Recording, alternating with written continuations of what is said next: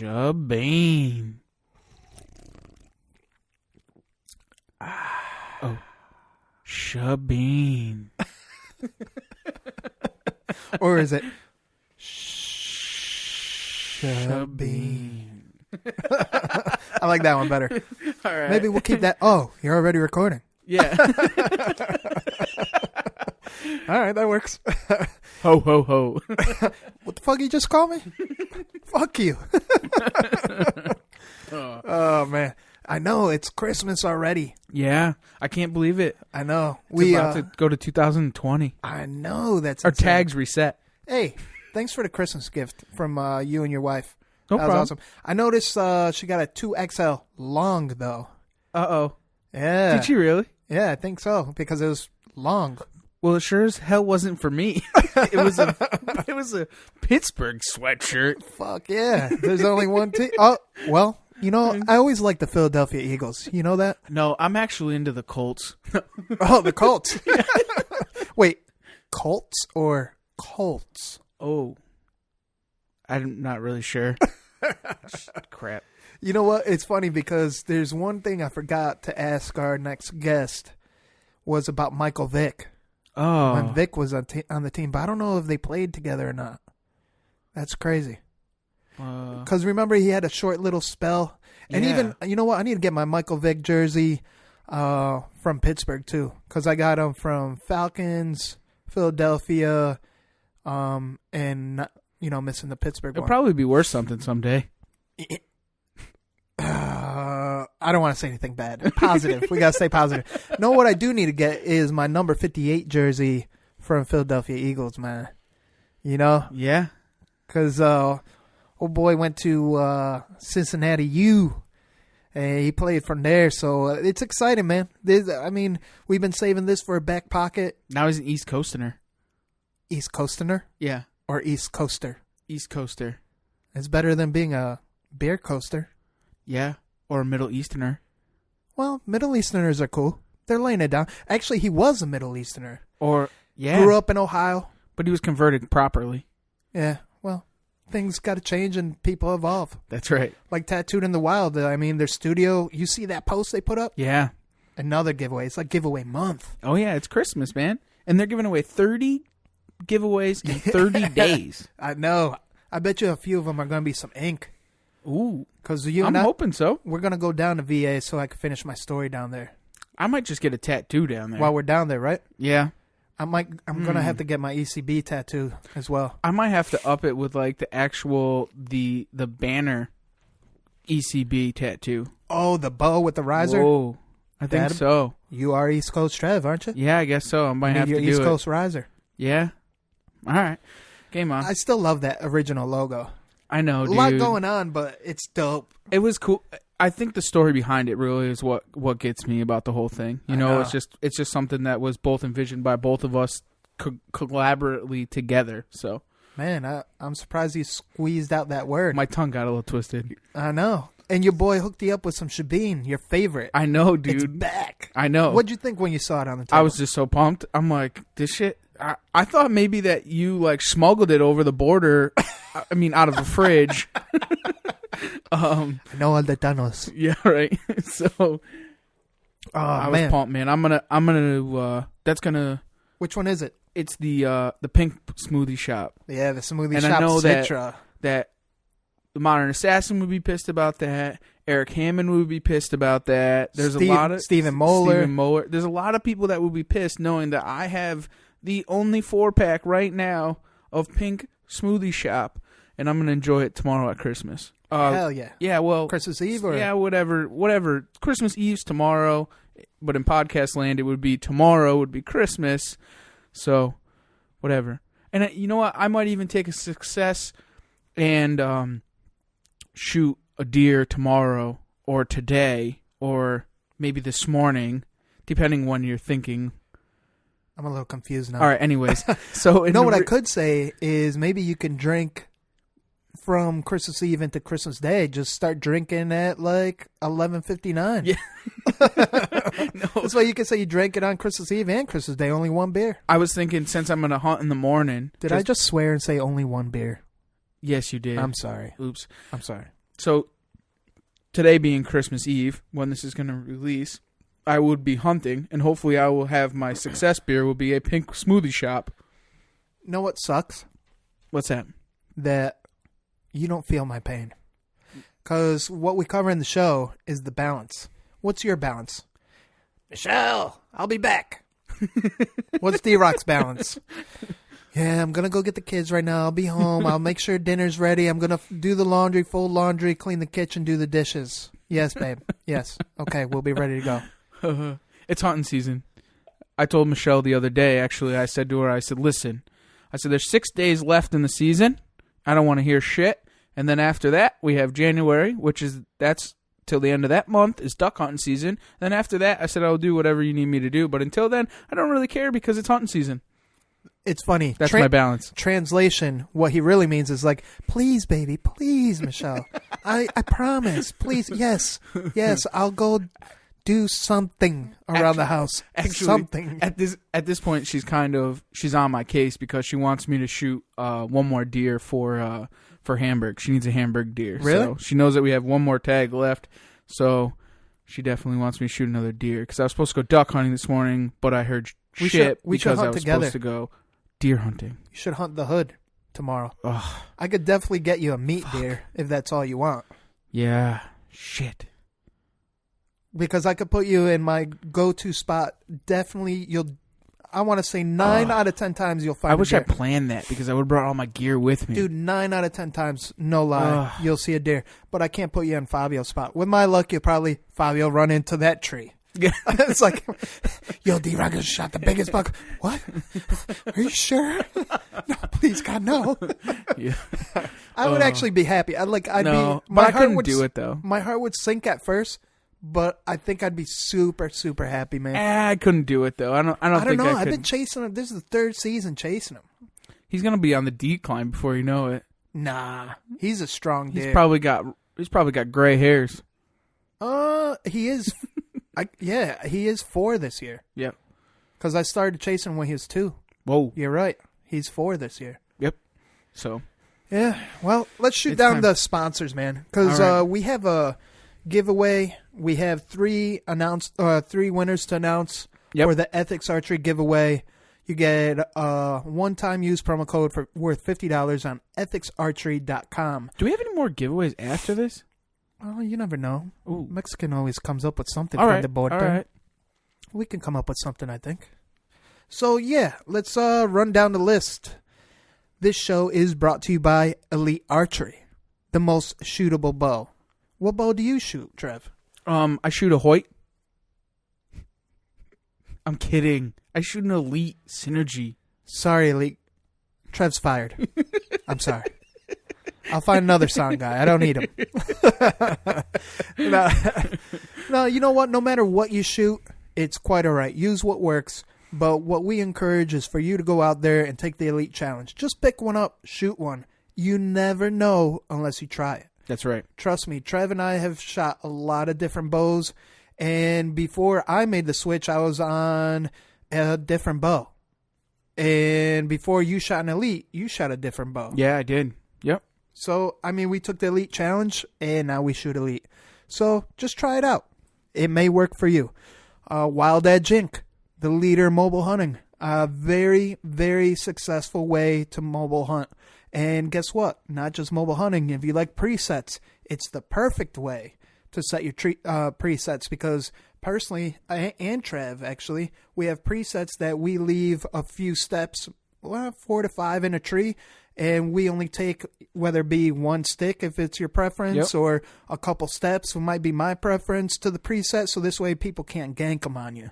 And then this way you go in your presets and make it a quick entry. We also are sponsored by Gator Outdoors, outfitting the working class. We're partnered with them because why? They're the one-stop hunting shop, whether it be fishing, rifle, bow, what have you. If you like it, they got it. They have the waterfowl. Yeah, all of it. They have the most popular brands in the industry right now, including Lone Wolf Custom Gear, Scent Crusher, all the outdoor group brands, including Elite Archery. And guess what? We have a promo code for Ethics Archery, which is East Coast 10, and a promo code for Gator Outdoors, which is ECB10. That's right, ECB10. So go and save you some. Order whatever you want from there and get 10% off. It's and great. They have True Timber. You and True Timber. I love my True Timber, man. What do I'm you want, true a sponsor believer. for them or something? No, I No? like their shit. I mean, I'll take a sponsor from them, but I really like the quality of their equipment. You know what? I'm not gonna front because I ordered some True Timber. Hopefully, I get it tomorrow. Well, in real time or podcast land today, Christmas Eve. That'd be dope. Ooh, yeah. It's supposed to come with the shipment for Stephen Carpenter because he won the Gator Outdoor giveaway and he's getting a drifter cooler. So hopefully we get that on Christmas Eve. If not, I'm sure it'll come in this weekend. We'll both be very happy, and I'll be rocking that late season True Timber. Yeah, I need to up my game and get some more, but I don't know. You have a full closet. I know, but I need that. I keep layering up. I want that real late season True Timber gear. Word. Nor'easter game calls. We get them in close with Nor'easter game calls. They have the new ECB Evolution Exotic Series. And what that is exactly is 2 all the way down to... No?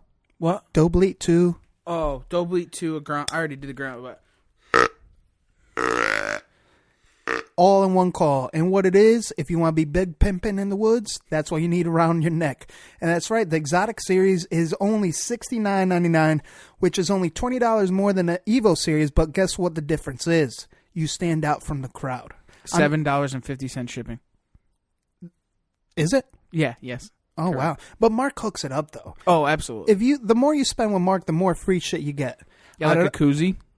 Koozies, lanyards, stickers. I mean, just talk to the guy. He puts his personal cell phone number right on his website.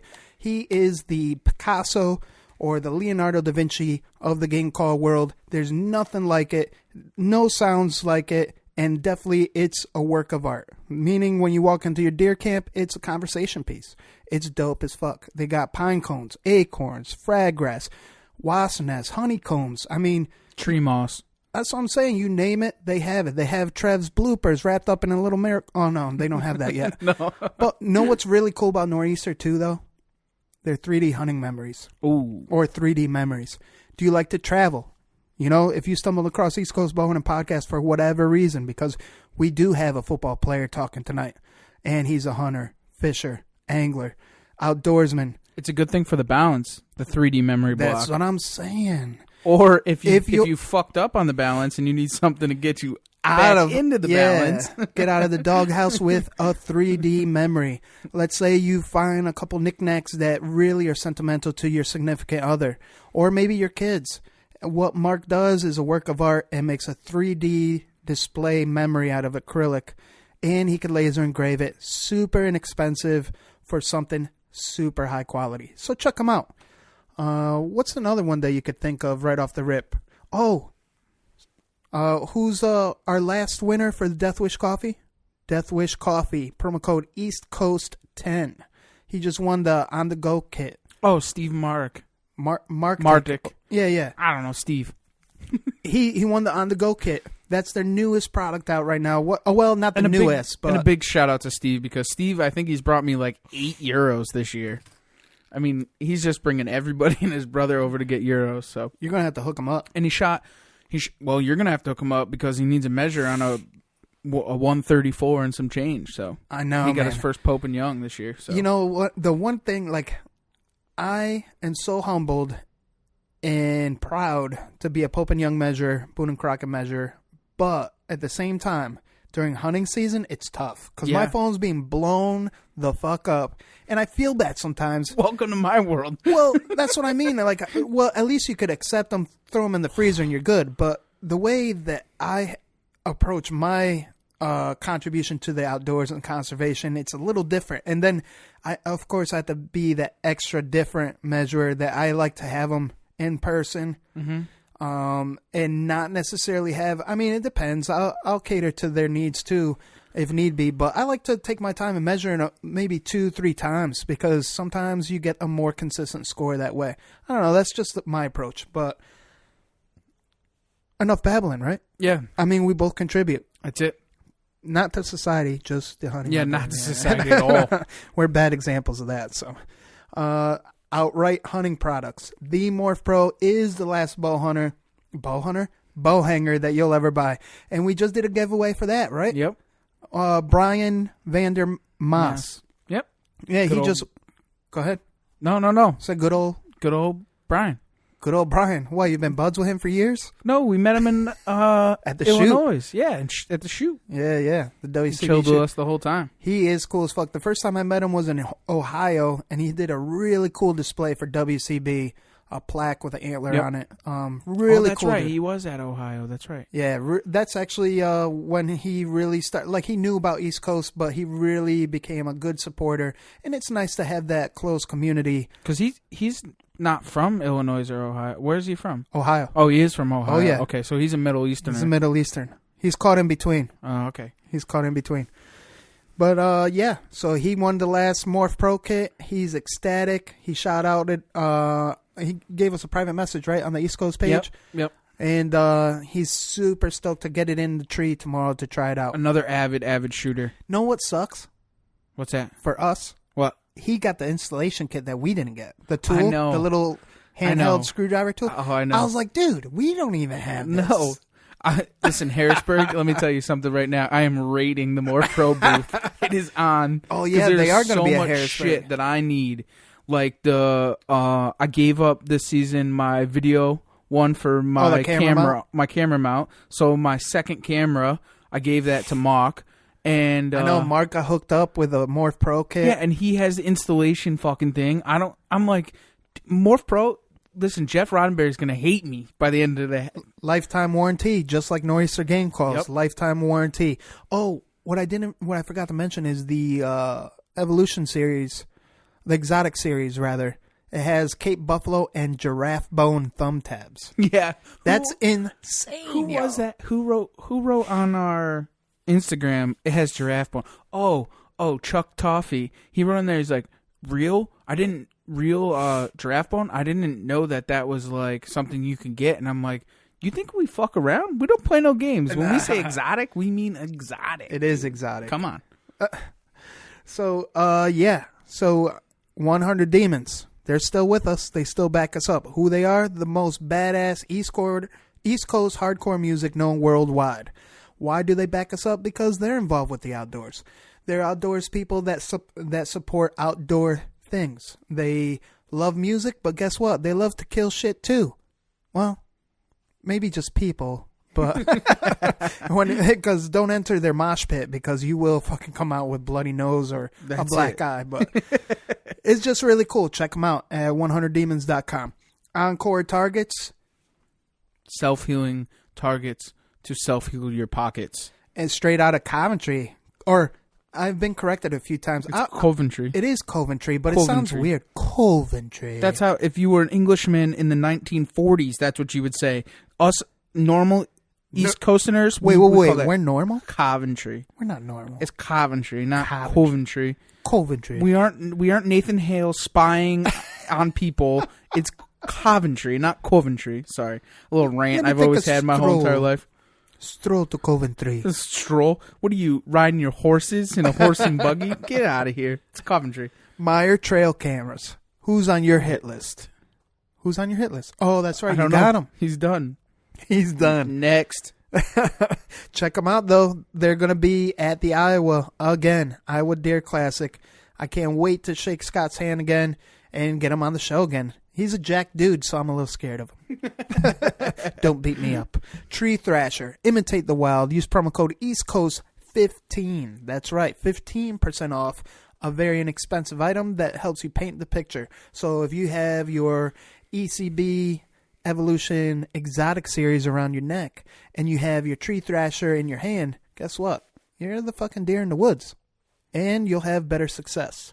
So just check them out. You could thrash some trees, walk through leaves, snap some twigs, or make some rubs. Check it out. So we have Trev's Euros. for all your Euro mount needs. All of them? Yeah, anything with bone. I've actually got something really cool coming out. When are you going to get your federal permission for ducks and shit? So, I found out. You hit the nail on the head, and that's why I'm like lost for words at this point. I am going to start doing that because I found out that since I'm not actually mounting birds, that I actually can do that. So I took. You'll see on. One of them's mine, right?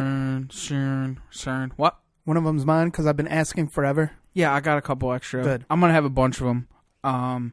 So yeah, I'm gonna mess around with those once the deer are done. After the 100 and something odd deer are all done. That's awesome, man.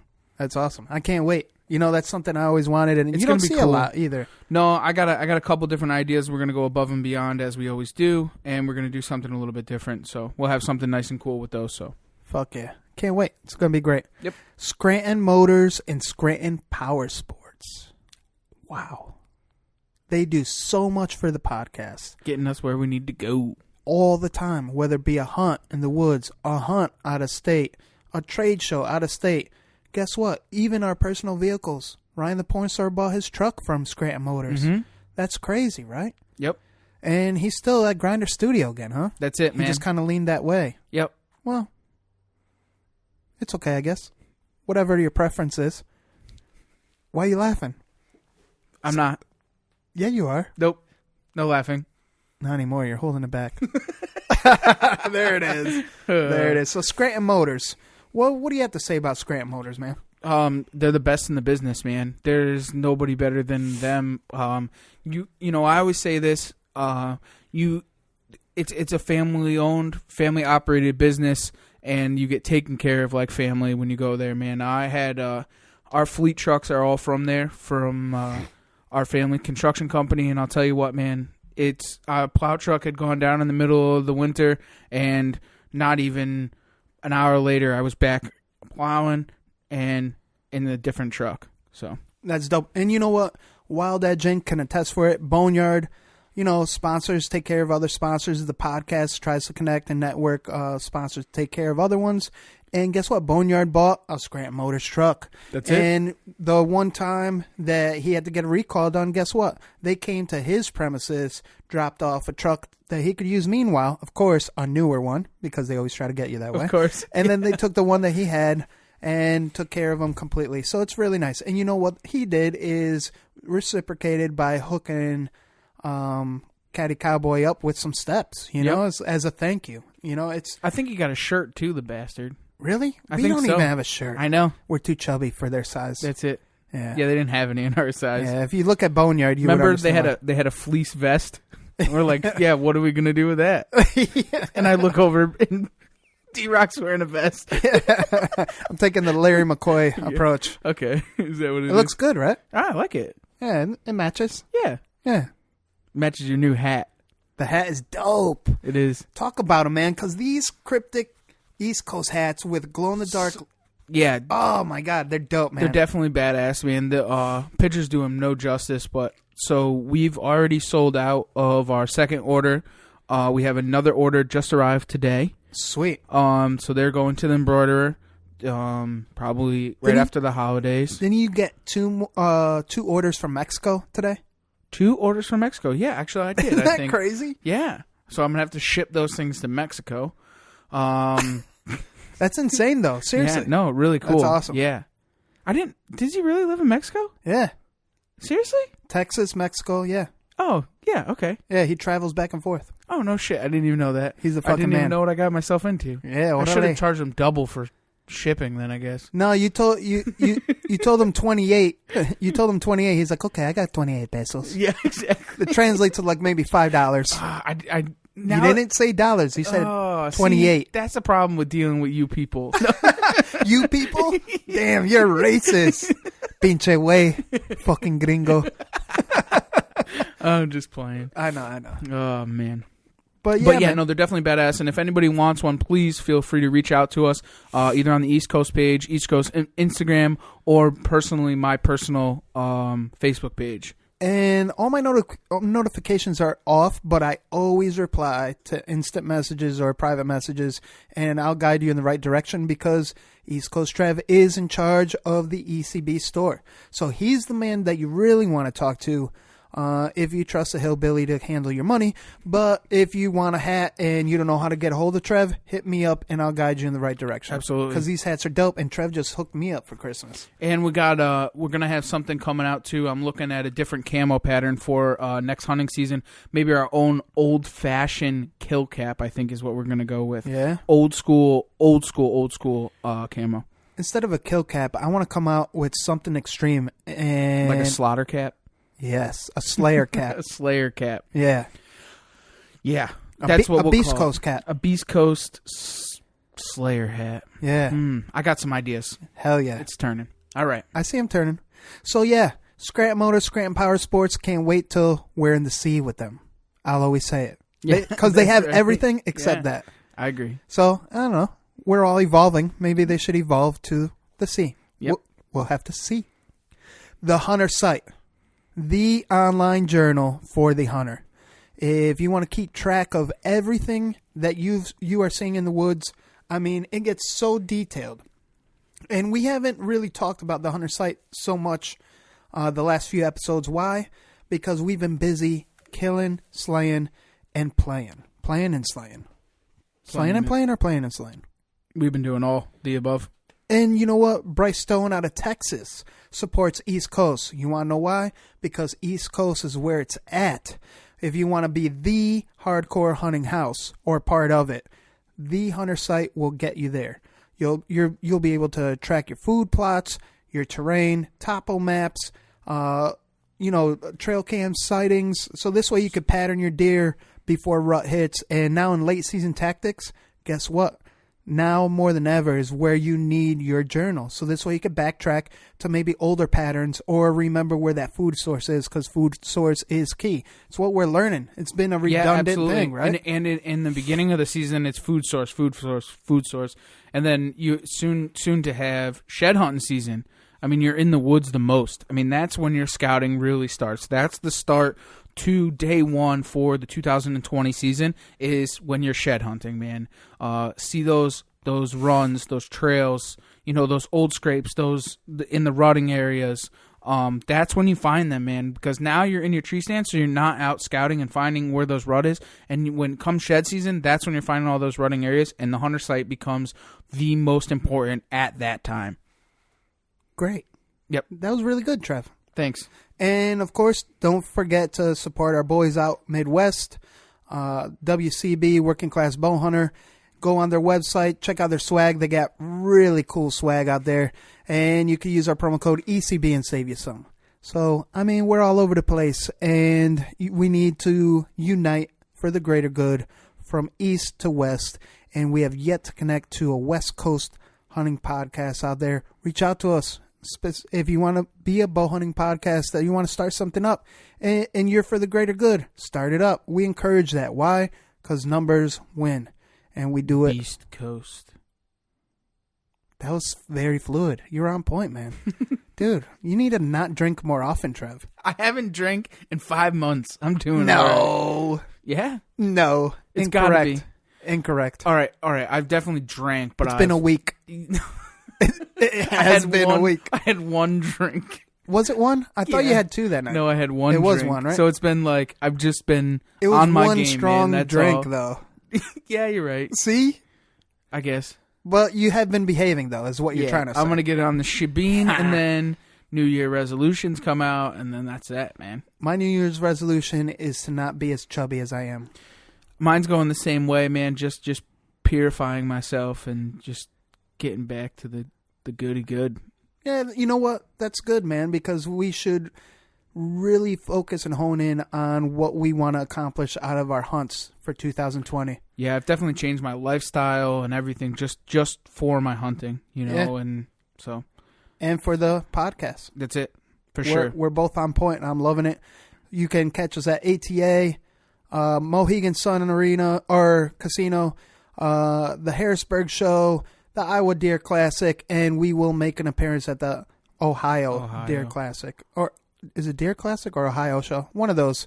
And you never know. We might hit up other spots. Hopefully we get invited again to the WCB shoot because it's always fun to gather up with the boys and let loose and have a good time. They are the best. We do look up to them, and they are family. So it's a nice gathering. Shout out to Where to Hunt Podcast, Truth from the Stand Podcast, Deer Hunter Podcast, Working Class Bowhunter Podcast, and, of course, Kills It Podcast. There is another new podcast on the scene. One moment there. So Kills It Podcast featuring Garrett Benner, the Modern Assassin. Get on his DM, PM, instant message to do his secretive service shout out. What that is exactly is a shout out for the person, whether it be a teacher, social worker, a nanny, a babysitter, fireman, what have you, anything like that, military. You want to know why? Because they do it for the greater good. And they don't do it for the recognition. So they need to be recognized. So hit up Kills It Podcast, Garrett Benner, the Modern Assassin. Blow up his social media with someone you want to shout out and recognize. And then guess what? You'll hear your name and their name on the Kills It Podcast. Because guess what? They're killing it. And one last shout out that I like to have to do before you do yours is the Time's Up Outdoors podcast out of Michigan. Detroit, Michigan. The boys, Ziggy and the boys from the Firehouse, they hooked us up with Michigan beer, and we reciprocated with Shabine beer, so Santa will be good to him. And guess what? If you're listening to this podcast and we promise you beer, guess what? We just waited for New Year's, so you're going to have it for New Year's. So you guys know who you are. We're doing some, I don't know if it's illegal or not, but we're hooking you up, and it's friendly. So if it's illegal, guess what? At least we're doing the right thing, because sometimes the right thing's illegal. Word, Trev? Word. So who are you going to shout out? Our boys Theo and John. They just started their own podcast called Poop Mouth. Poop Mouth. Do a quick rundown of what it is. So what Poop Mouth is just talking shit on the industry. And not really technically on the industry, but just talking. I think in general, right? Yeah, talking shit in general. Just talking shit, man, and just blabbing and chewing the fat on hunting. Hunting or archery. John is probably one of the most tech savvy dudes you'll ever meet, and will seriously break down everything as far as archery. He's a bow tech, so he'll break down that, just the new things in the industry. All the way down to music is why we get along so well. Music, you name it. And then Theo, that's his life, man. That is what he does, he just burns people. So he's an inner city hooligan. Inner city hood hillbilly is what he is. So that's what he is, exactly. It is what he is, man. And the dude is definitely experienced, and these two collaborate together and just really tear it up, man. And it's just go check it out because it's absolutely hilarious. It is fun. You'll be laughing, and you will definitely learn something from them. Good dudes. So hell yeah. And there's a new podcast on the rise, which we can't release now, but it's gonna be great, and it's gonna be another East Coast podcast out of New York, and I'm excited to see that. That's gonna be dope. And we'll just leave it there. So let's get the guest on the line. Let's go. Why East Coast Bowhunting Podcast? Because neither one of us wear pink camo. East Coast Bowhunting Podcast. 4, 3, 2, 1. Look, man, I'm from Wisconsin, and I listen to the East Coast Bowhunters because you don't get anything more real than these guys. Because East Coast Bowhunting sets the standards for keeping its listeners informed on everything that matters in the hunting industry. Nice having somebody, local and represent the East Coast boys. The East Coast is going to saddle up. Number one source for slaying whitetails on the East Coast. Well, you might see Jesus if you actually choose something, it'll get you into heaven. Why East Coast? Why not? I'm East Coast, baby. That's how we roll. Chew on that. Come on the show, a stranger, and you feel like one of the boys when you leave. Because I get my hunting camp anytime I want. There's some absolute monsters roaming the East Coast, and I think it needs a little attention. So why not bring it to the East Coast Bowhunters podcast? Man, because East Coast is a tight-knit crew, and y'all like me. Raw, real, no bullshit. Because you guys are hometown boys. I love you guys.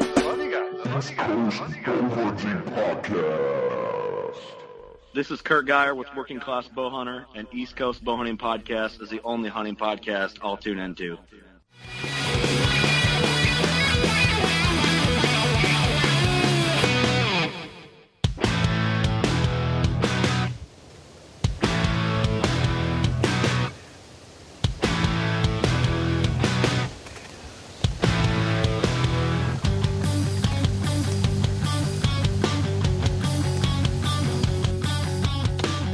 All right, so we have Trent Cole on the line from BlitzTV. What's up, Trent? How you doing?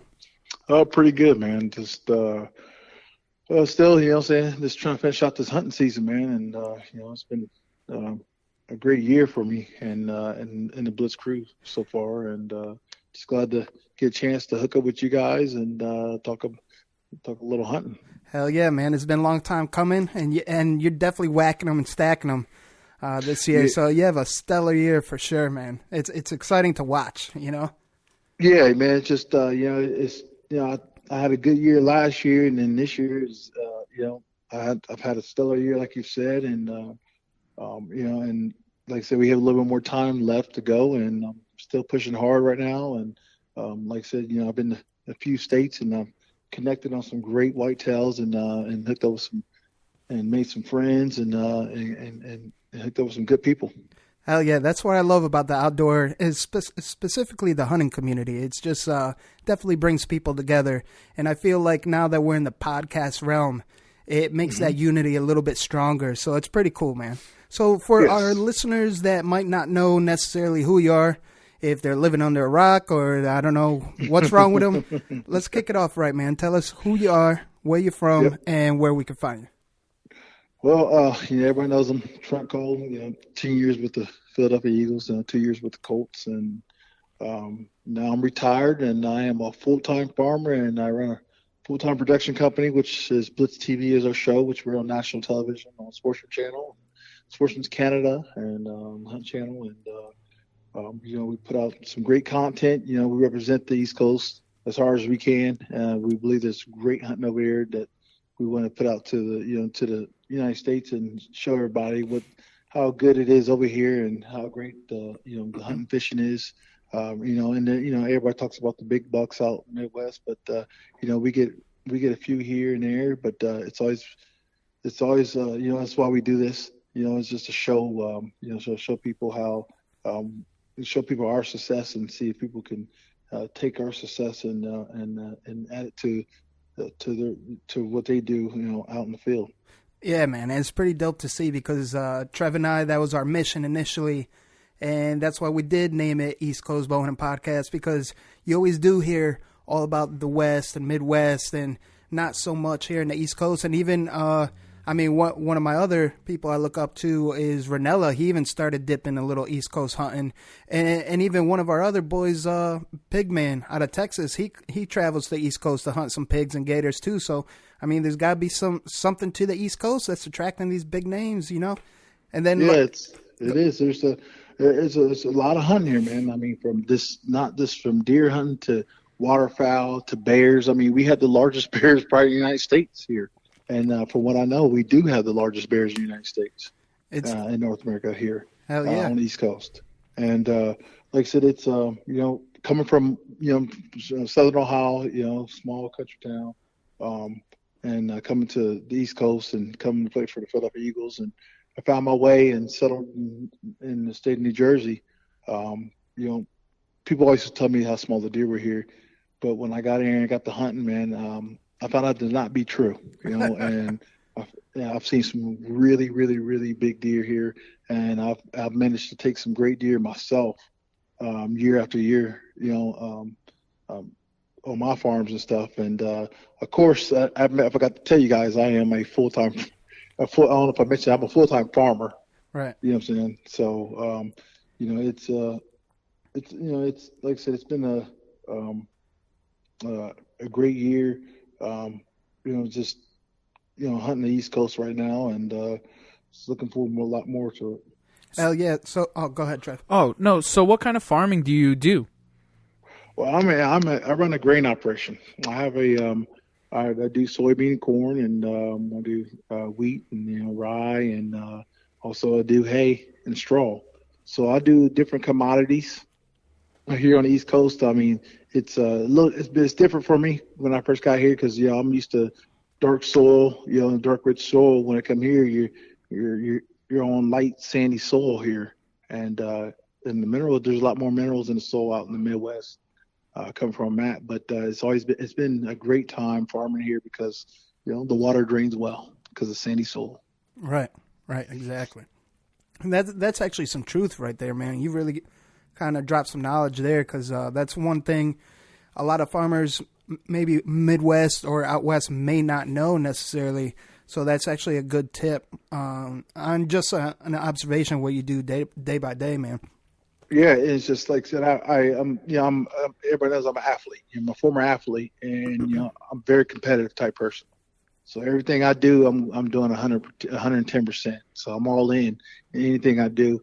And people always would ask me, why you like hunting on the East Coast so much? You know what I'm saying? All the big bucks are out in the Midwest. Well, it's very, very hard hunting here. And I think guys who hunt on the East Coast are very good hunters.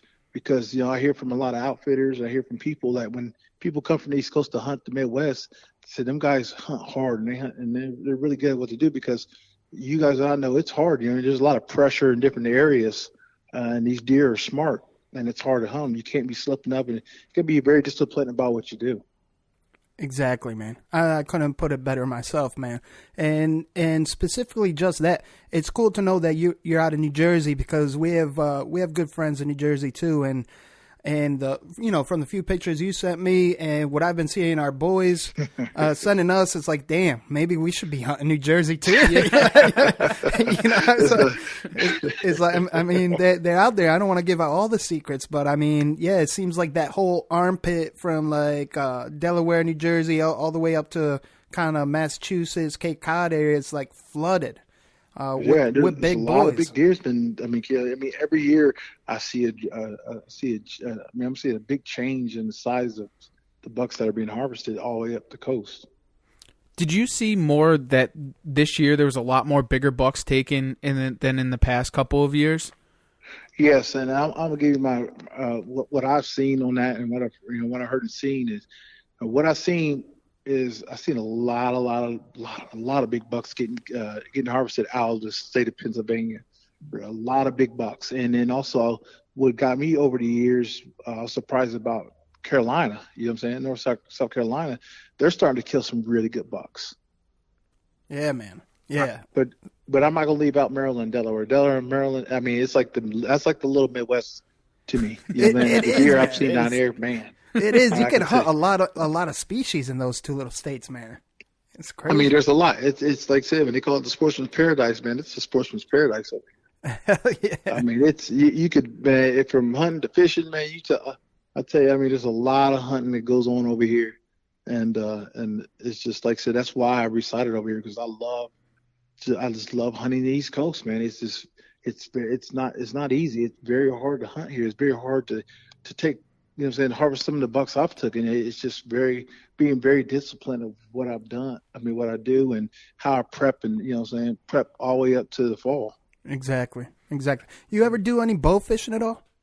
Yes, I do bow fishing now, and I'm a big fan of bow fishing.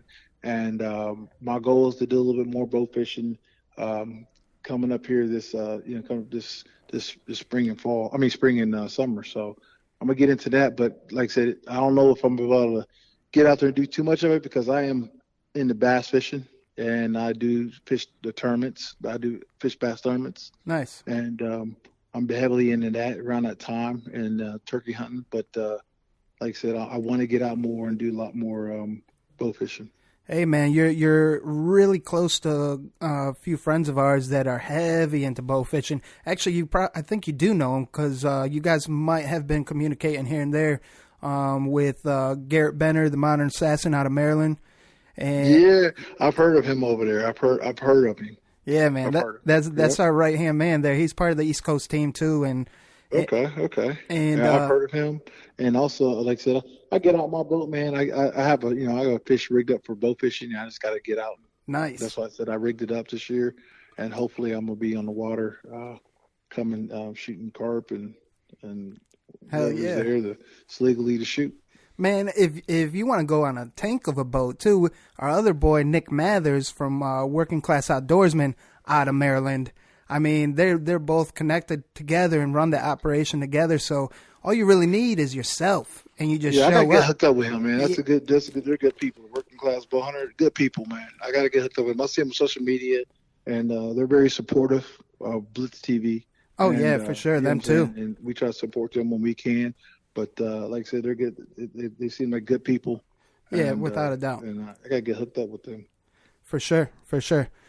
But yeah, man, let's start from the beginning. Is how'd you kind of develop the love for the outdoors, starting from a young lad? My family is very big into hunting, and I had an uncle, Jerry Cole, who was big into archery, and he's won multiple bow tournaments and all that stuff, and he's even took, I think he's second or third in the world in archery. Nice. And he was very good at shooting a recurve and a bow, and he's hunted lots of different species of big game, from the U.S. to Canada, and having that, when you're at family reunions and you get to talk about hunting, and you get to see his trophy room, and it's just, like I said, he's the one that got me heavily into it. And I used to shoot. That's when I started shooting competition with him, in archery, and I was doing really well. And that's how I got into it, man. And then also I have to say this, what really, really got me hooked on it. Really, really got me hooked on it is when you're I'm from Southern Ohio, man. Everybody knows there's a lot of big bucks that come out there year after year. Oh yeah. And as I got older, I started to learn how to measure deer by, and give a deer a class, like, from 150-inch deer, from a Pope and Young deer to 165-inch Boone and Crockett deer. And looking back, I'm saying, I've had some very, very big deer in front of me. From 180 range to 200 range as a kid. And that's what drove me. I would miss these deer. I was missing these deer. I was shooting at these deer and missing.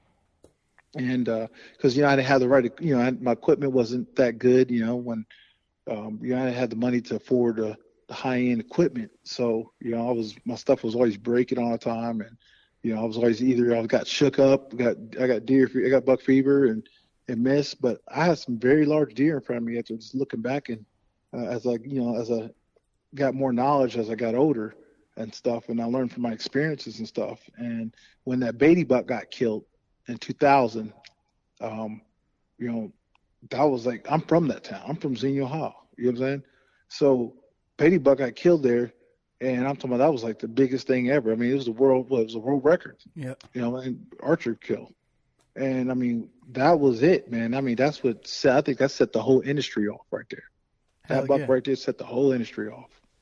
And that's kind of how I got into it, man. You just, you're in a family that just everybody hunts, and and I took it to another level, and here we got Quad Door Productions, and we're producing BlitzTV, and BlitzTV is what we're rolling. And I got some other big things on the horizon here coming up here this year, which I'm pretty excited about as well. That's dope. Are you going to be at ATA this year or not? Yes, I'll be there. Oh, dope. It'd be awesome to shake your hand, man. Looking forward to that for sure. Yeah, definitely. We'll hook up and whatever, and introduce yourself, in person. Hell yeah.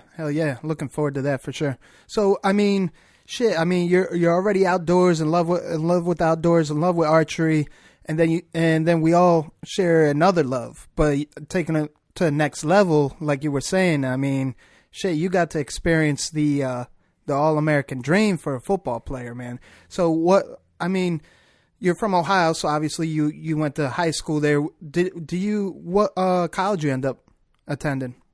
Well, coming out of Xenia High School, I attended the University of Cincinnati, Bearcats. Nice. And that's the college I came from. And then I got in 2005. I was drafted to the Philadelphia Eagles.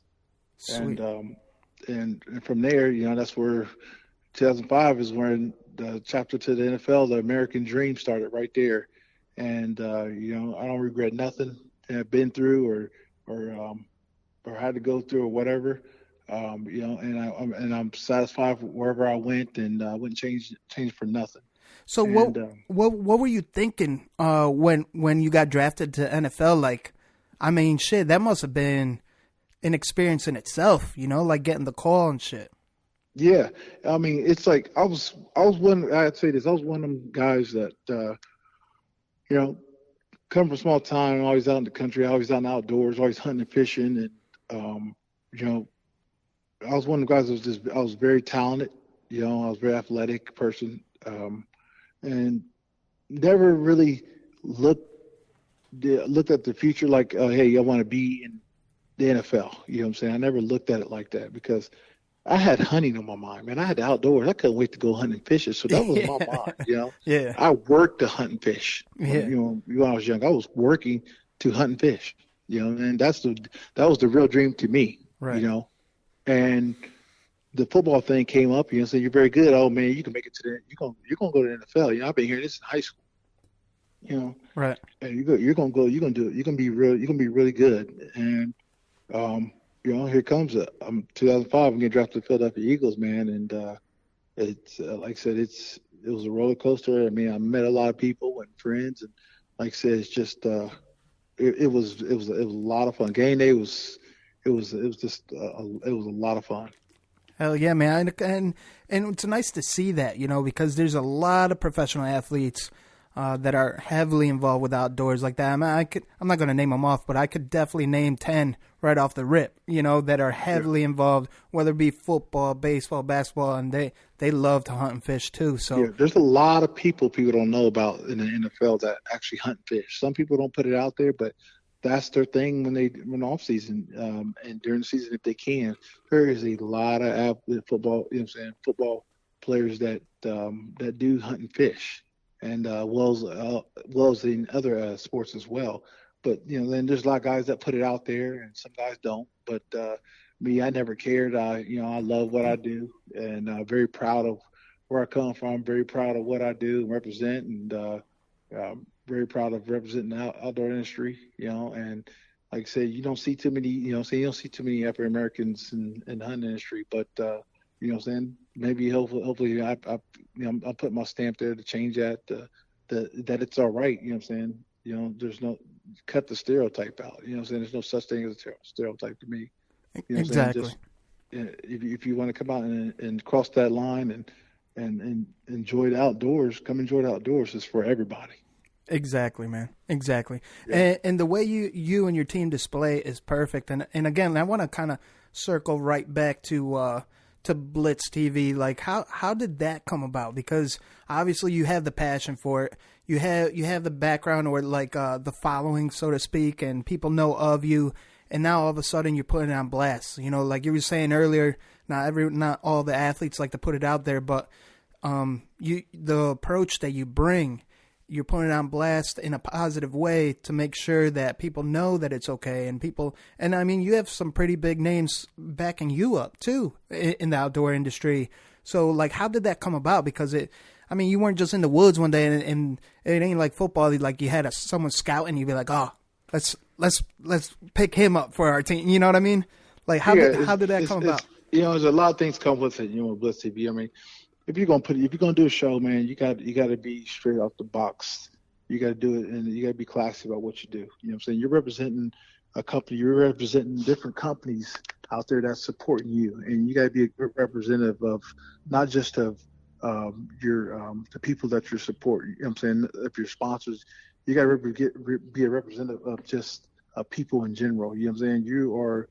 I'm representing the NFL. I'm representing a lot of different things, and I want to make sure that, like I said, when I want to leave it, I want to leave my stamp. I want to make, when I leave, that everybody knows that what I'm saying, what I brought to the table, what I stood for, and I'm a very common sense guy, and I'm all about positive, and people know that, what I'm saying, one big thing that I'm big about is, treat people how you want to be treated, That's one thing I'm about, and I want to, like I said, I got to be that example, man. I got to be the example for the young ones out there, for the kids, because guess what?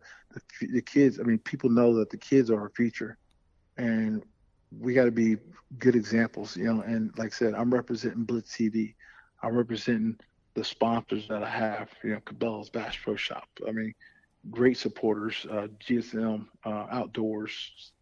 From on down to Lethal. They're great sponsors of mine, and then there's other ones out there as well that support as well. And like I said, my main goal is to be, be a great example for just all hunters and people in general. So, is there anything specific that you target out of BlitzTV? Like, well, for example, trade show season is upon us, and like, what's the main goal of BlitzTV when you hit those trade shows? Like, what's the focus, so to speak? Yeah, the focus is, we come in there and we want to, we come in there, we want to present, we're presenting BlitzTV when we come and have our meetings and stuff there with our sponsors and stuff, and we have our annual meeting there, and we're presenting the numbers, we're presenting different stuff, new stuff that we've added, or new stuff with BlitzTV, or whatever the changes that we have, and updating everything. And you're talking about different sponsorships that that we might change some here and there. You might lose, you might gain. It all depends on the situation. Everything every year's different, and it all depends on your contract you have with that certain sponsor or whatever company you're dealing with. So there's you're there to you're there to hold your annual meetings, and that's where BlitzTV is gets all its backing to to present to create BlitzTV and what it is.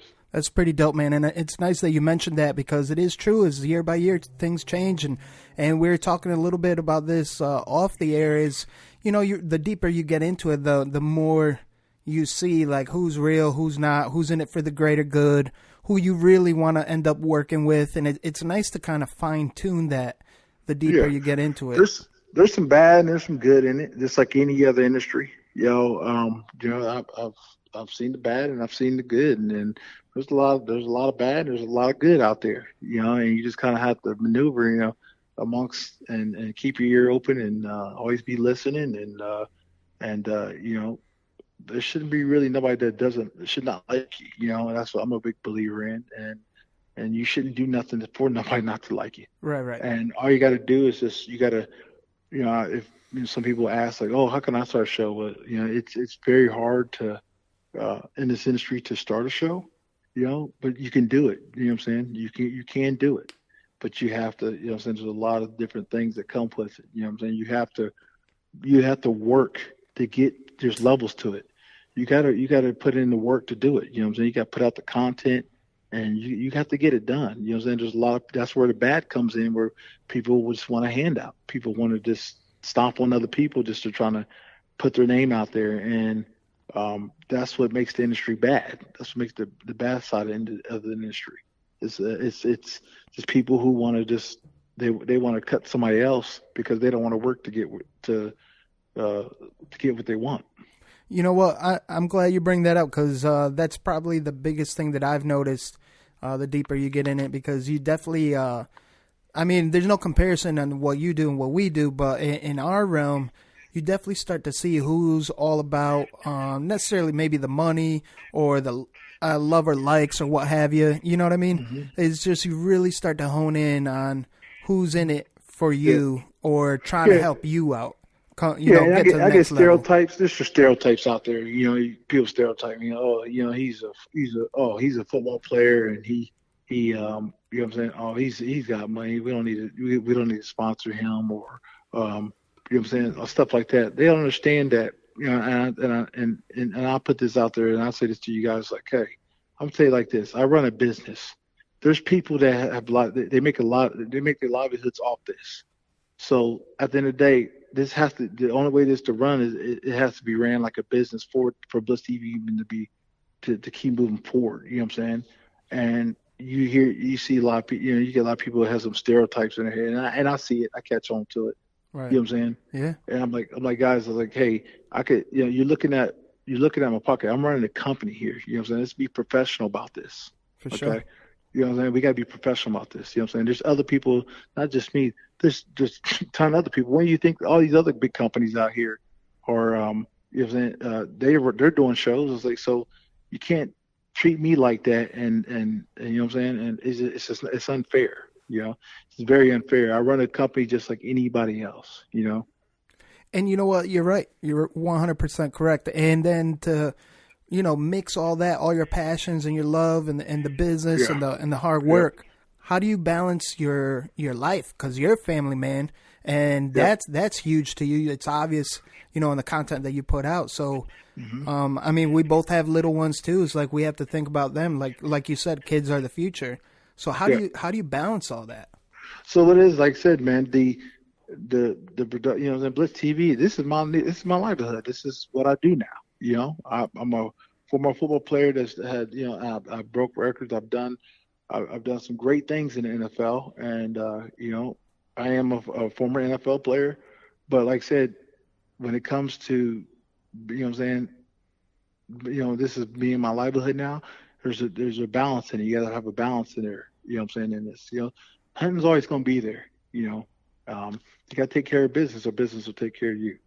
And what it is the way I do things. It's all about preparation.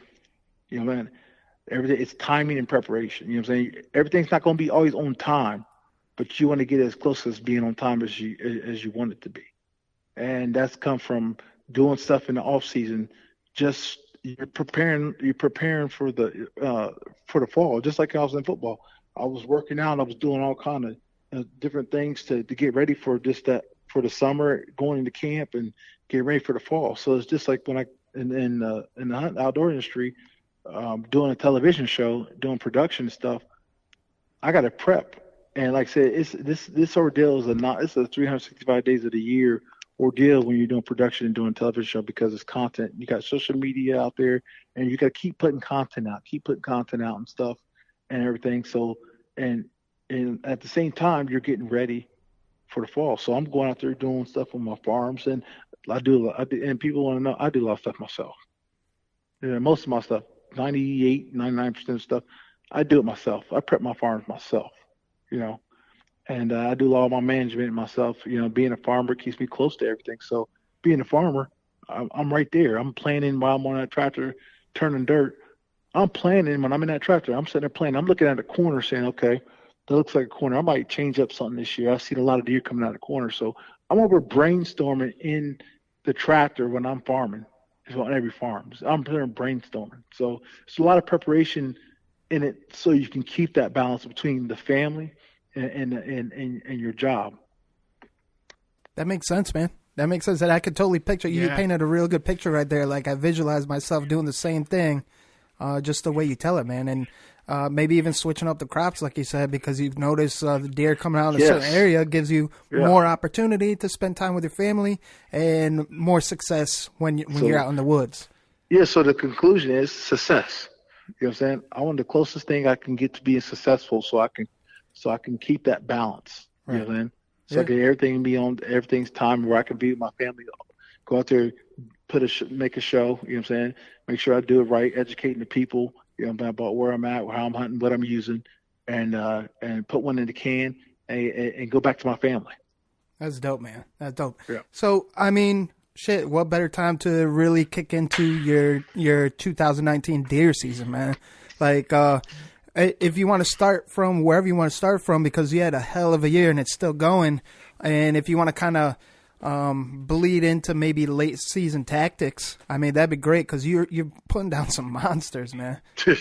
You know. Well, I'm not done yet. I got a couple big ones that I got in my eyesight right now. Yeah, I've been seeing them on cameras, but they've been kind of nocturnal right now. But I'm getting close. I'm getting close to them. But like I said, it's like I said, I am a very, very, very big into late season. I love late season.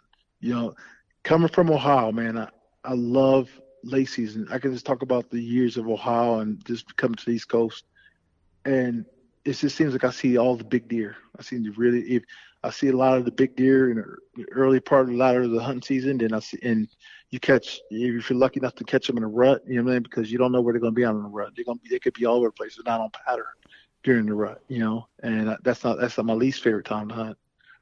But you know, it is a great time to hunt. You know what I'm saying? No matter what.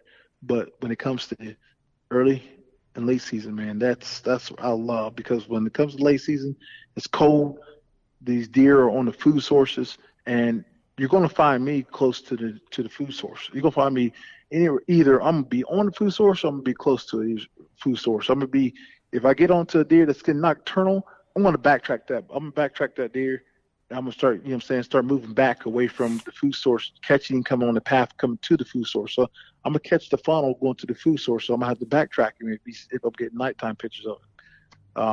But like I said, that's something I'm very big into when it comes to hunting in the late season. That's dope. It makes sense, man. I'm just sitting here soaking it all in, you know. And you know what's your biggest buck to date for 2019? That is, like, can you take us step by step through that story? Yes, I have to say, let me think about it. I ended up killing. There's so many, right? So many. Hold on, got to think about it. Yeah, I mean, I went to Kentucky Premier Outfitters, man. Good buddies out there. Killed a nice one.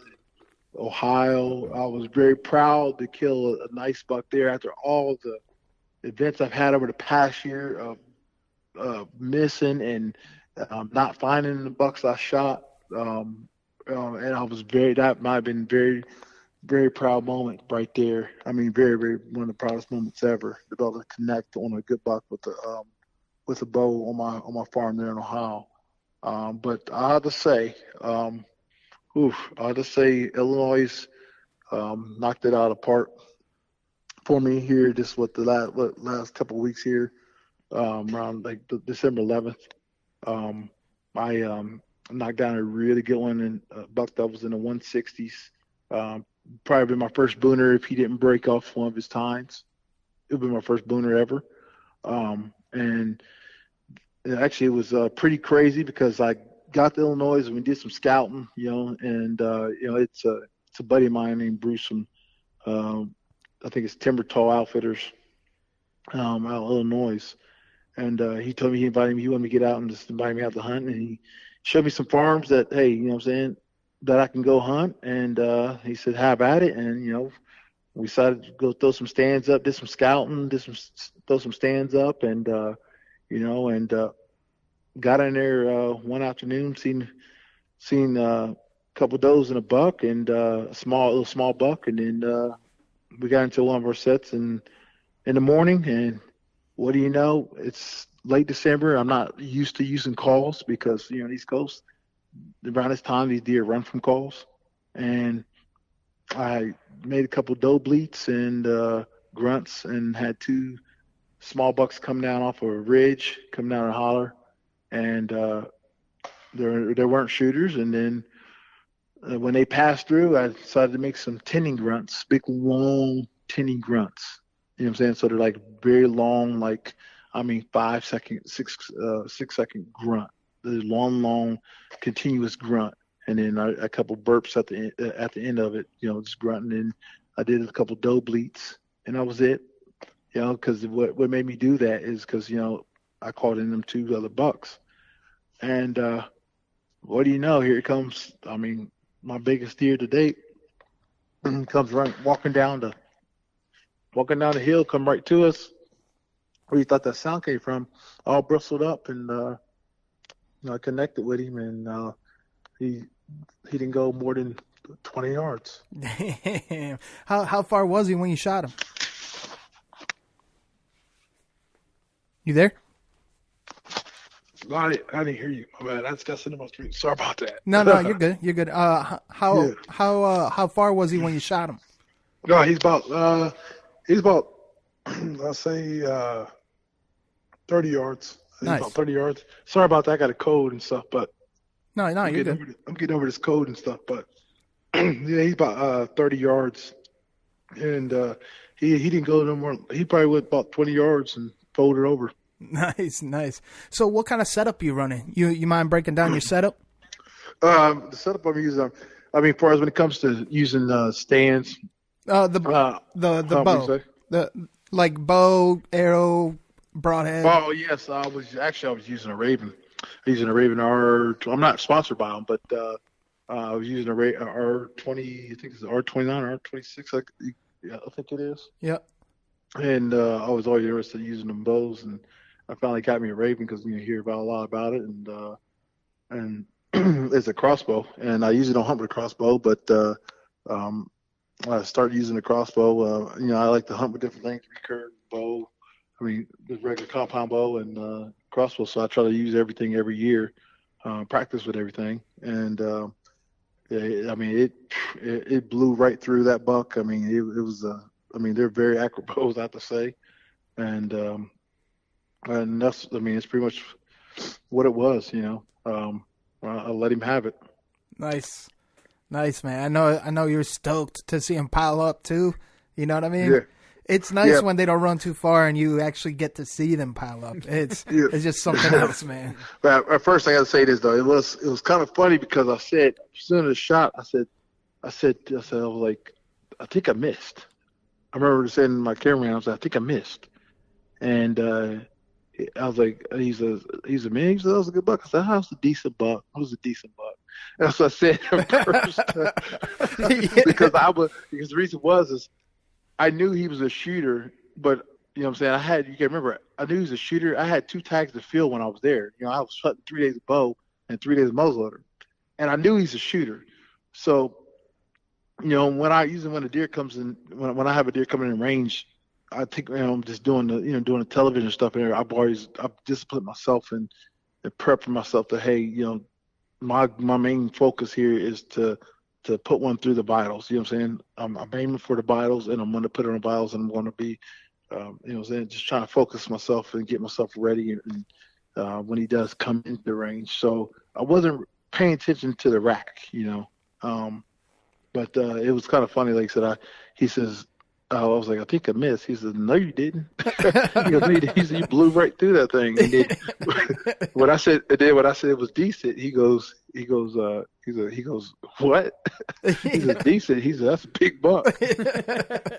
You know what? That's I can totally picture that because I hunt with a crossbow too. I didn't get to hunt with a crossbow last year, but I try to do it every year, just like you.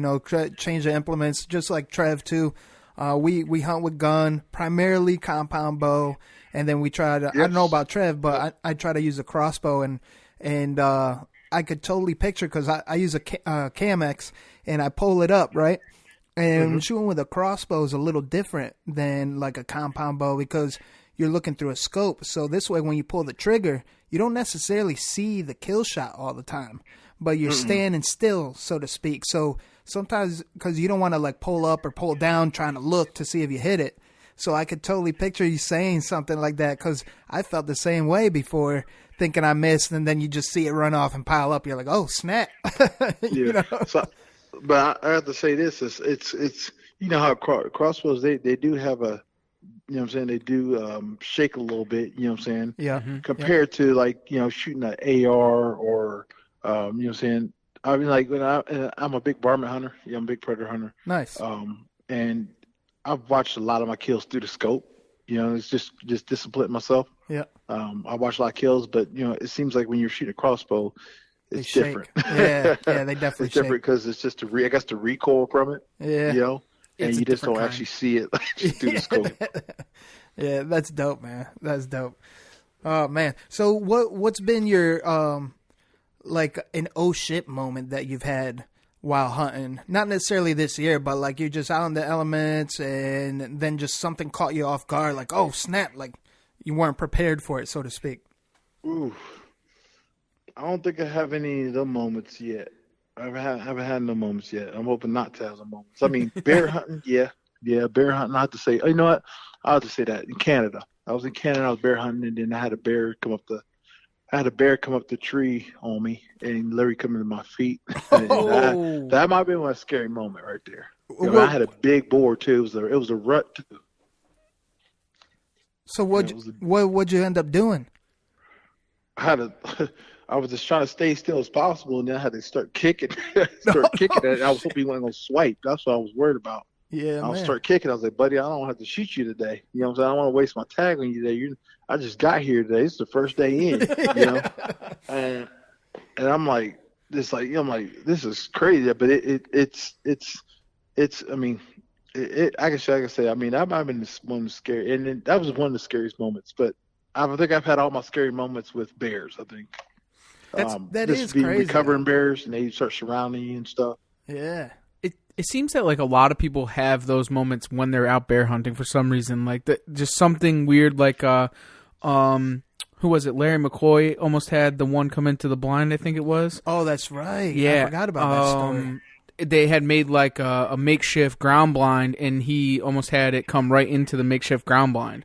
So like, yeah, I could only imagine that, man. You know, I never been bear hunting, but I can only imagine, especially having an animal that not only can take your life, but at the same time is able to climb a tree that you're in. You know what I mean? That's the thing, man. It's that's very intense, man. I ain't gonna lie to you. And you hit this thing, you think, okay, he's just come up the ladder and he's just gonna get down. Nah, you know what happened was this the guy that I was with, you know, he had bait on his gloves, I guess. And so when he put the ladder up, you already know what happened. The bears were smelling the bait on the ladder. Yeah, that was the problem. So they're thinking it's leading them to food. Yeah, and I'm the food sitting in the chair. So I'm like, yeah. Oh yeah. Man, they're like, Trent Cole's coming. We're gonna bait this stand. That's crazy, man. You know what? That's another solid tip right there, man. Is especially if you're laying down bait for bears, make sure you wear gloves and ditch the gloves before you start climbing the tree. Nah, you just don't touch you don't ditch the gloves before you touch the ladder. yeah, exactly.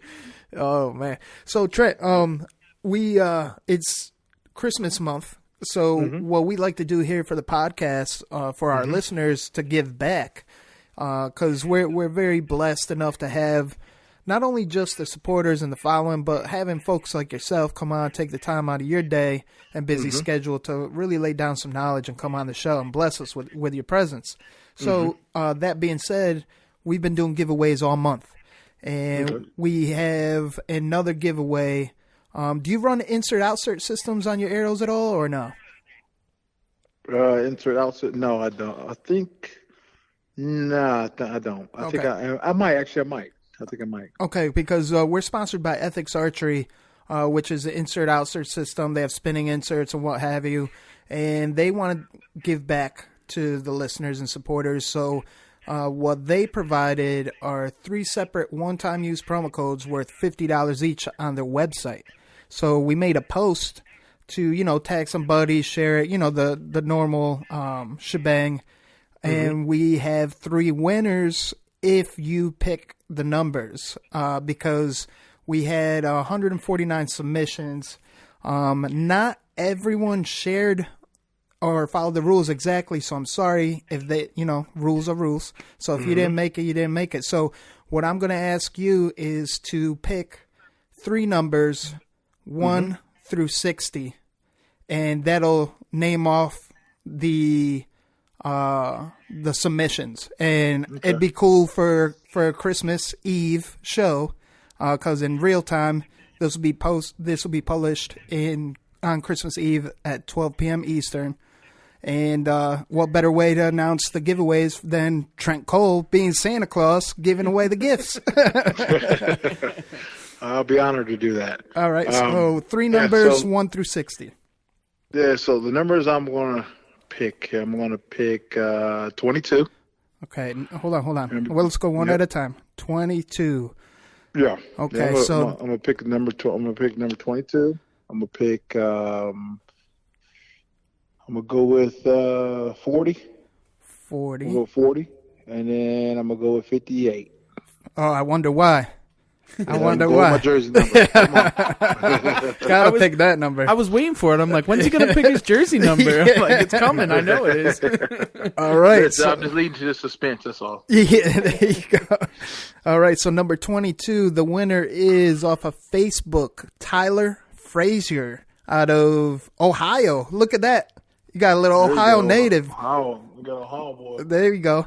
And then number 40, that is off of Instagram, E_Bow_LI. That's Elijah Fortner. Congratulations.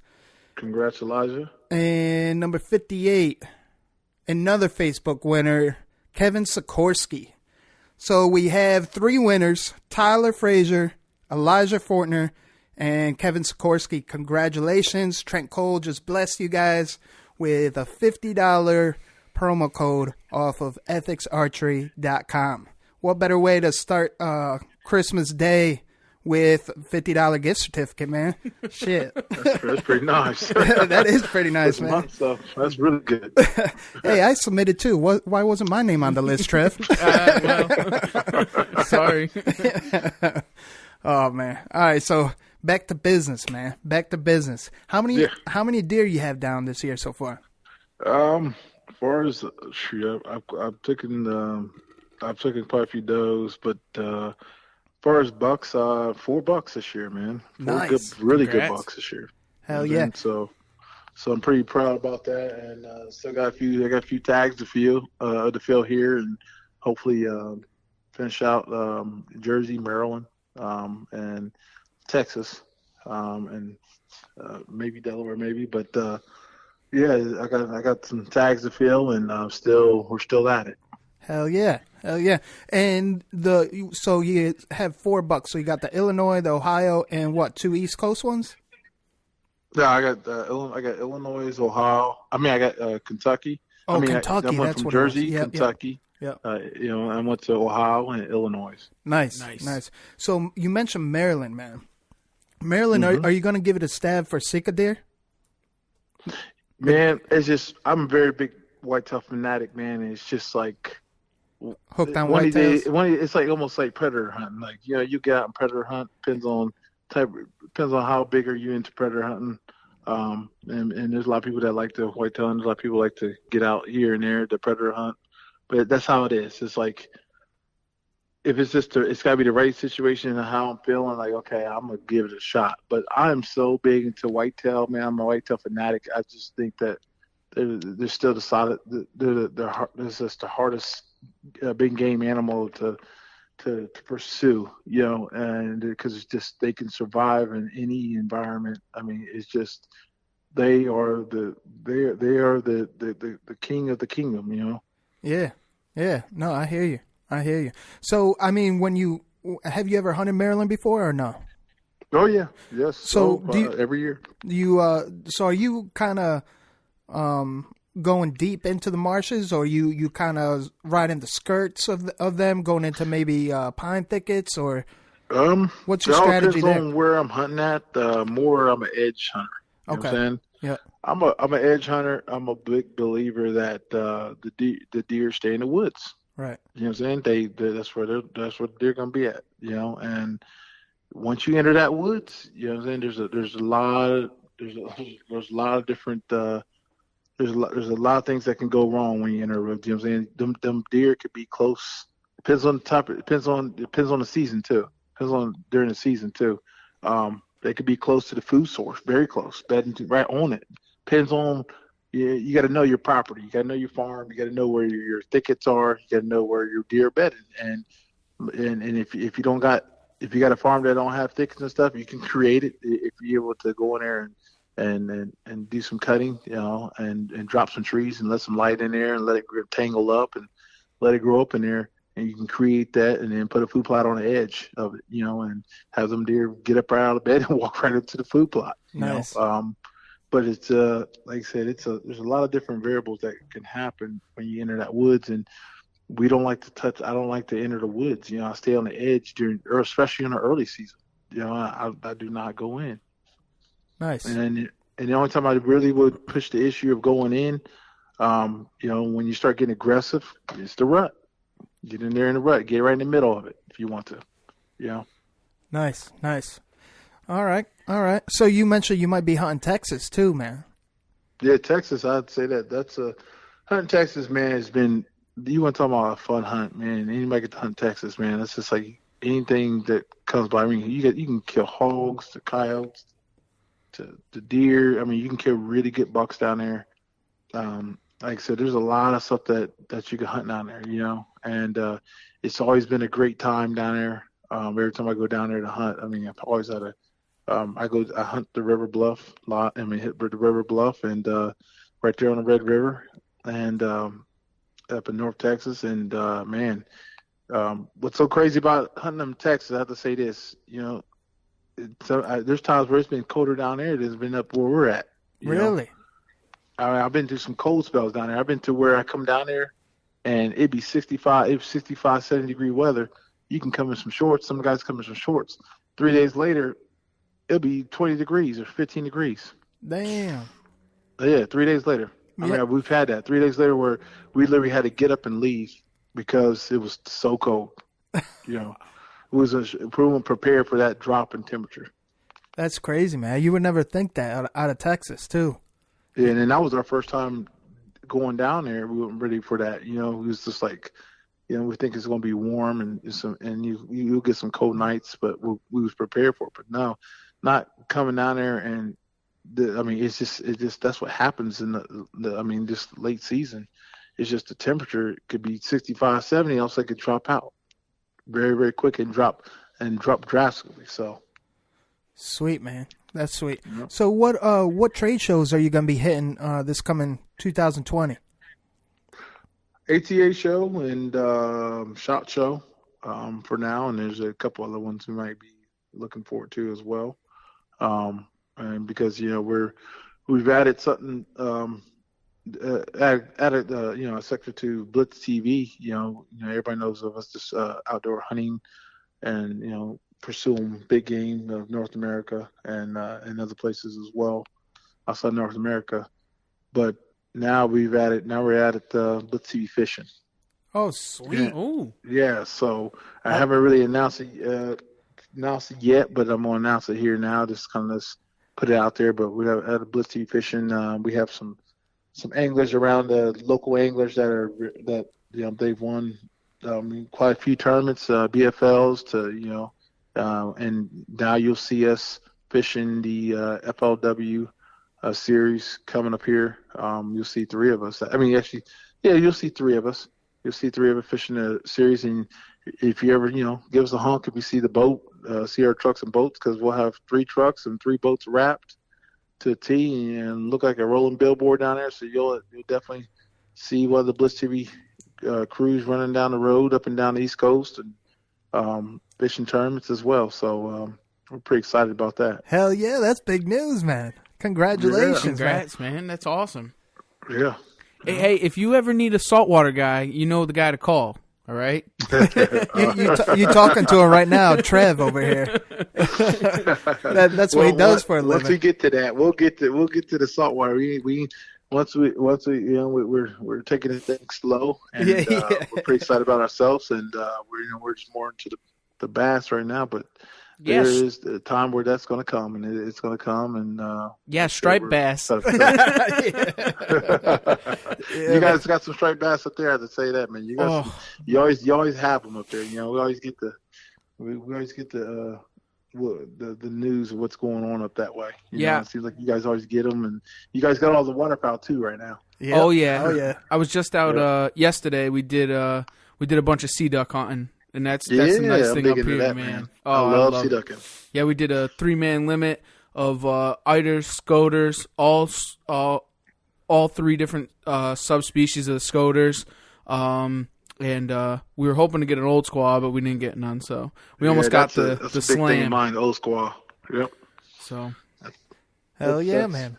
That's pretty sought after. That's where I'm sought after. That's what I want. I want to mount one. I want to mount old squaw. You haven't gotten one yet?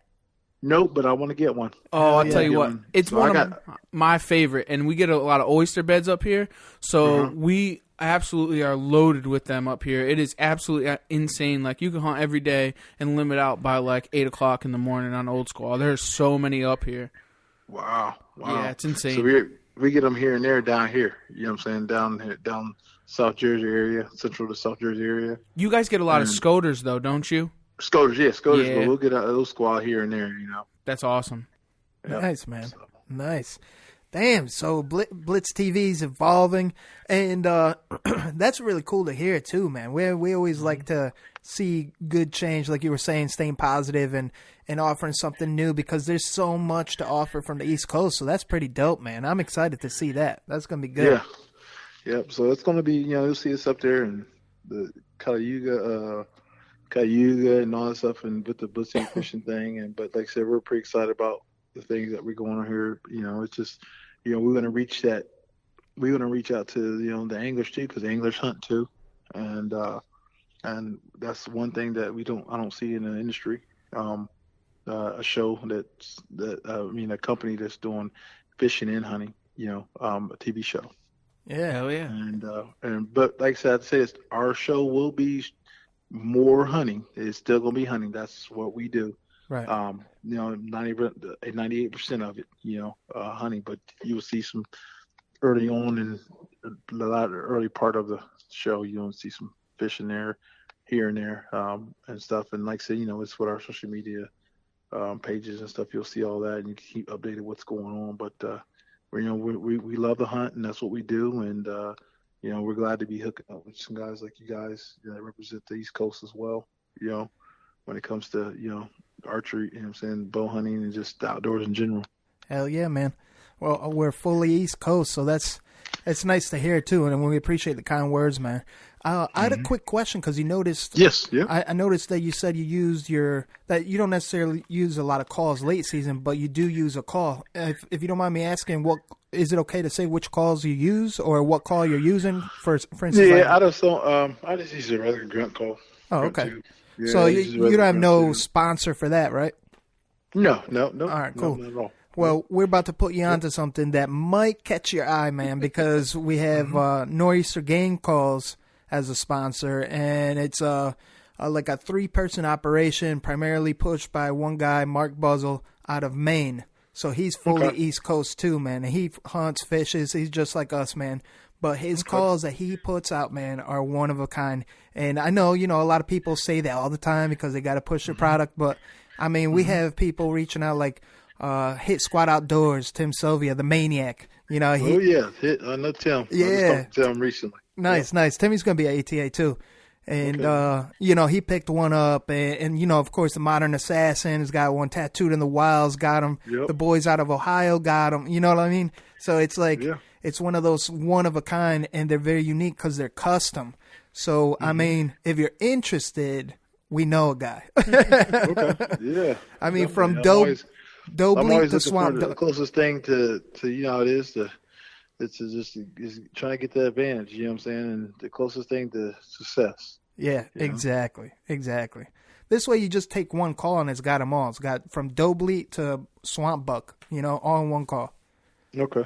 But, I have to look. We'll have to check that out, man. I have to connect with you. Yeah, man. Check it out. It's a shameless plug. I had to do it, man, because I noticed you said you use the call, but you didn't necessarily kind of, it's one of those things. What it is, it's like... I use calls and stuff, but, I'm not sponsored by no call companies. So, right. Like I said, I'll pick up a grunt, a couple grunt twos I have, and make the best of it.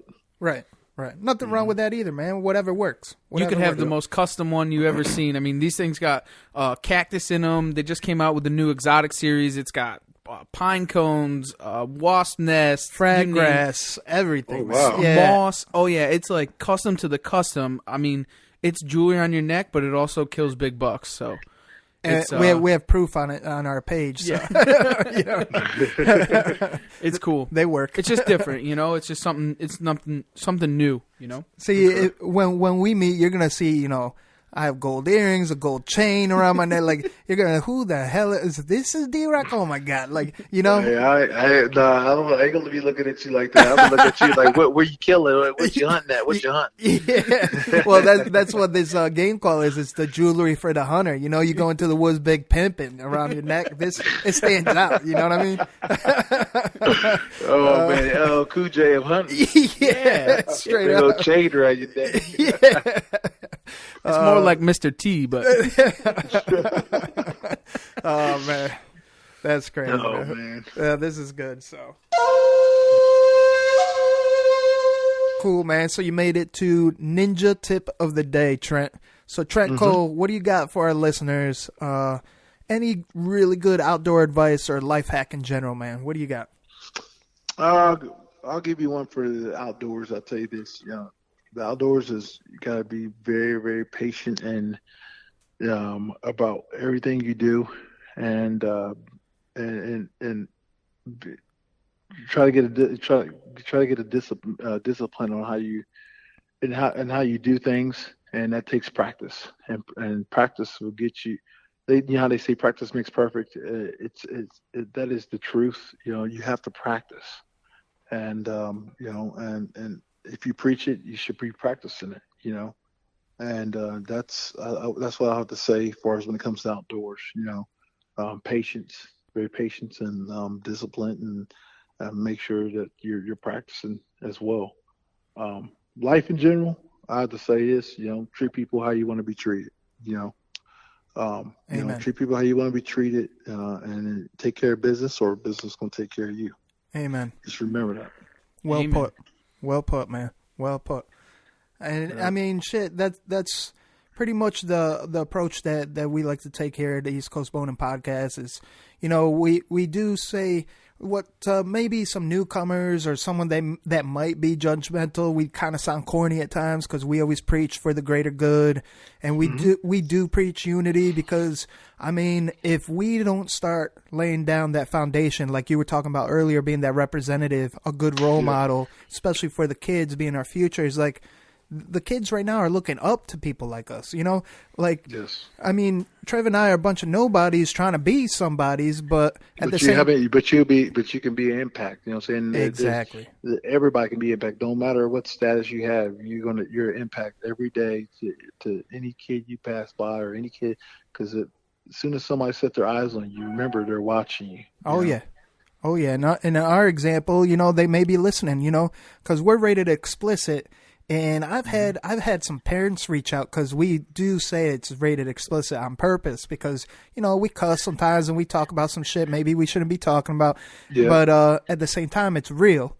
And in deer camp, I feel like, whether it be boy or girl, I feel like that's when they get exposed to more reality of life. Yeah. Not just necessarily taking the political correctness out of it, you know what I'm saying? To where you're like, hey, this is really what it is. This is, you know what I'm saying? Be who you are, be yourself, you know, and but same time, you know, just, you know, have respect for each other, you know, at the same time. But at the end of the day, you got to be yourself, you know what I'm saying? You want people to know the truth instead of sugarcoating it, because sugarcoating it, all it does is it could lead to bad things.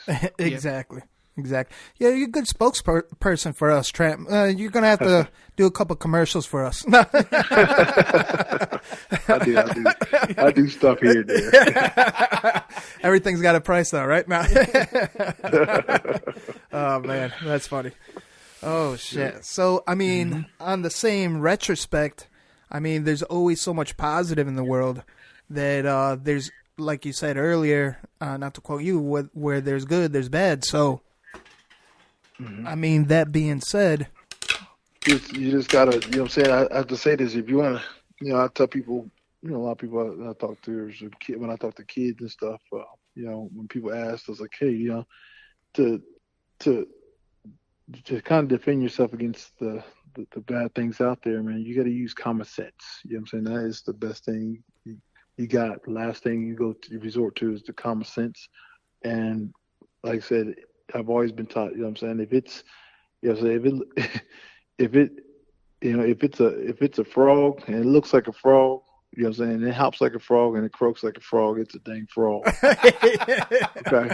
Okay. There's no, and if everybody's looking at the same thing, oh, it is what it is, you know, and you better honor it. You know what I'm saying? Because if you don't honor it, there's a very big chance that, you know what I'm saying, it's going to bite you. It's going to get you, man. So that leads me to this, Trent.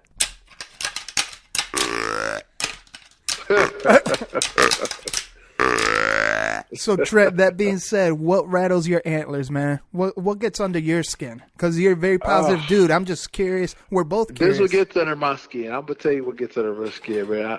One thing is I hate thieves. Okay. Yep. The one thing that gets under is someone when a thief is what gets under my skin. That's most things that gets under my skin. And I'll tell you this too. I hate when my girls leave the lights on in the house. That's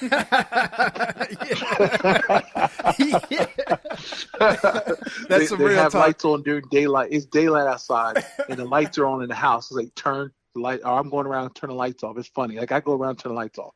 I don't like that. I grew up. That's how I was brought up. Like, why you got the lights on in this daylight? You know what I'm saying? Like, it's just, I don't like that.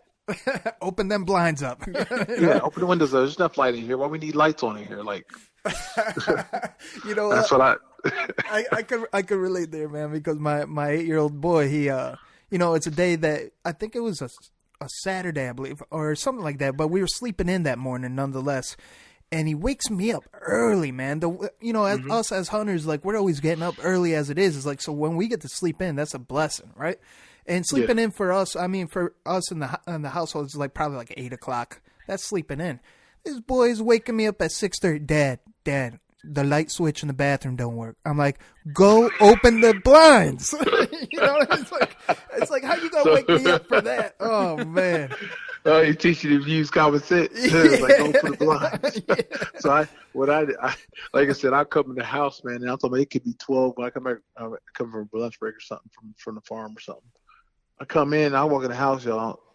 The bathroom light be on, the kitchen lights be on, bedroom light be on, fan be still running, ceiling fan still running. I'm like, what the heck? The other bathroom lights on. I'm going, you know, I don't even say nothing no more. I don't say nothing no more. I just walk through, and as I move through the house, I just turn lights off. It's just you can't. It's just they just don't stop. You know? Oh man, that's good. That's good, man. So that's like your mom saying, "Oh, what do we live in a barn? Because you don't close the front door." But you got to understand, that's just from my upbringing, man. You know, like we didn't have that much money to be paying light bills and all that stuff. So hey, we were late, man. We opened up the blinds and let the light in. That's it. Saying? Right, running low on oil for heating the house, you know, turn the stove on, open the door, you know. That's how it was. Yeah. That's life, man. Yeah. What do you mean that's how it was, Trent? That's what we do day to day today. You know? Some of the kids just don't get it like that. You know, it's not that simplicity of life anymore. You know, it's totally different. Yeah. Yep. So, like I said, it's just pretty funny though. Yeah, you have to go. That's just one thing. Like I said, that just gets under my skin, guys. Just lights on the house and thief. Yeah. You know no one have no time for no thieves, man. No. Yeah. Work too hard for you work too hard for stuff, and for a person that just I mean, a thief is a lazy person that wants a handout that don't want to go work. You know what I'm saying? Indeed. That's a thief to me. You know what I'm saying? It's a good way to get thrown in the pig pen. Yep. That's a thief to me. You know what I mean? They want to take something that they can't, that they don't want to work for. That's a thief to me. For sure. I feel that, you know, I guess this is what it's just explicit. This is what is this? This is rated explicit. Yeah. Yep. This podcast. Oh yeah, I think they should have their fingers cut off. You know, I second that motion. You know. I bet you they won't steal anything anymore after that. Yeah. You know. Oh man, that's too good, man. That's too good. Yep. So I mean, this is a question that we regularly ask, especially people like yourself that are super busy and don't necessarily have all the time in the world because you involve yourself. You're very involved in many ways, not just outdoors, but with your family, and then extra things like evolving your show. So why'd you decide to come on East Coast Bowhunting Podcast? It's like I said, it's a way to, you guys, guys like you guys, I appreciate everything. Everything y'all represent and stuff, and just especially having me come on here. It's a good way to, to just show the world that who I am and what I represent. And I want to make sure that they understand that I represent the good. I'm for the good. I ain't one-sided. Definitely not one-sided person. I'm for what's right and wrong, and don't like politically correct stuff. I'm not a fan of that. Because they don't get nothing solved. And I want people to know. I want people to know me and BlitzTV and what we represent. We represent the outdoor industry. We represent great people and great sponsors and good sponsors that's backed us up and believe in us, and we're very appreciative of that. And we want people to relate to us. We want people to be able to, we're everyday people. We go to work just like everybody else. Even though I've retired from football, well, I don't think I'll ever stop working. The day I die, I'll keep working. And this is who I am, and this is who we are. We represent the outdoors, represent BlitzTV, and that's what it is. That's awesome, man. So, round of positivity, Trev, what do you have, man? Round of positivity. It's been a blessing to spend this last hour on the phone with Trent Cole, of all people. Somebody who's set all kinds of records, and somebody that I watched throughout my entire life play ball. So it was amazing to sit here and talk and just really get to know who the real Trent Cole is and what he stands for, and I can't wait to see what this whole fishing thing becomes. Yeah, man. I'm really excited, man. So. And thanks for taking your time out of your day, man, to spend it with some hooligans here in Connecticut. That's all good. I appreciate you guys having me on and everything, and I wish the best for you guys in your hunting career. And like I said, happy holidays to all you guys, and your families and stuff, and happy holidays to all the people out there that's listening to this podcast.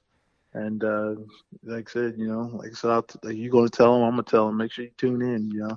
It's a great group of guys, and I appreciate you guys having me on. Amen, man. What better way to end it there? So Merry Christmas and stay stepping. And stay slaying. I've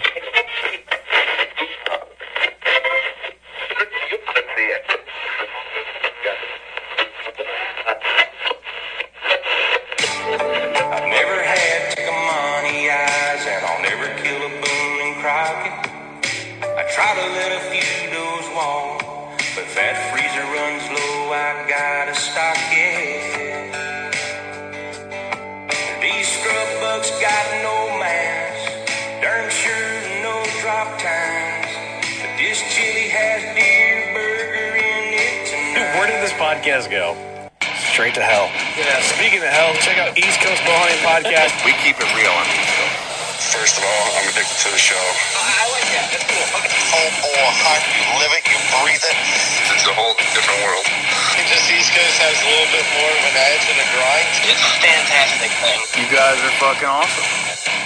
Well, number one is you guys like deer. I want to feel like I'm hanging with the boys. You're the guys that showed up. But I actually saw Jesus. The point where it is now where it's insane. Let's get the fuck out of here. I just want to get the realest people possible in the industry. You're just going to piss people off. You're not doing it right. Nothing forced. It's all fucking natural.